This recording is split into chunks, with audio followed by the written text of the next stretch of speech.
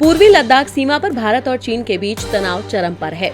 चीनी नेता एक ओर जहां शांति की बात कर रहे हैं, तो वहीं उसका सरकारी भोंपू ग्लोबल टाइम्स लगातार भारत को युद्ध की गीदड़ भभकी दे रहा है।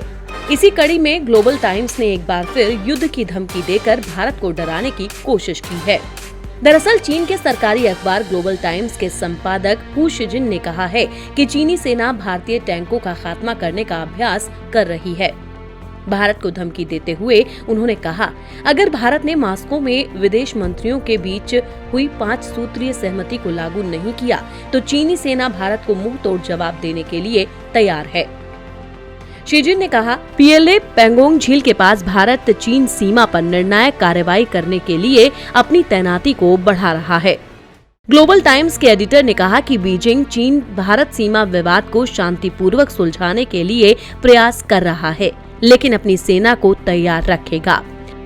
ग्लोबल टाइम्स ने विशेषज्ञों के हवाले से दावा किया कि भारत कठोर रवैया अपना रहा है और दोनों के बीच ये तनाव आने वाले ठंड के महीनों तक जारी रह सकता है।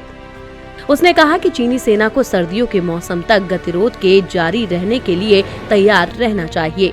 जानकारों की माने तो चीन को रक्षा मंत्री राजनाथ सिंह के संसद में दिए बयान से तीखी मिर्ची लगी है। यही वजह है कि भारत और चीन के विदेश मंत्रियों के बीच 5 सूत्रीय सहमति होने के बाद भी चीन का सरकारी प्रोपेगेंडा मीडिया भारत को धमकाकर मनोवैज्ञानिक दबाव बनाने में जुटा हुआ है। वो बार बार 1962 की युद्ध की याद दिलाकर भारत को डराना चाहता है, लेकिन शायद वो भूल रहा है कि 21वीं सदी का भारत है ये। अगर उसने सीमा पर कोई भी गुस्ताखी की तो उसे मुंह तोड़ जवाब मिलेगा। Bureau report.